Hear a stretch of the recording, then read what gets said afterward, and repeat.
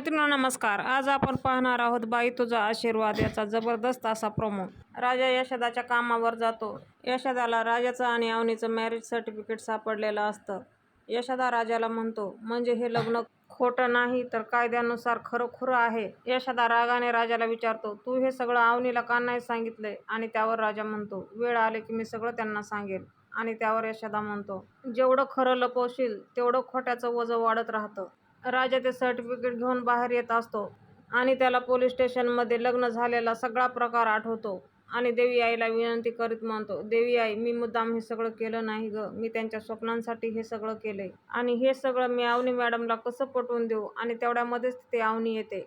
अवनी राजाला राजा म्हणून हाक मारते आणि तो परत सर्टिफिकेट लपवण्याचा प्रयत्न करत असतो. आता हे पाहणे खूप रंजक ठरणार आहे.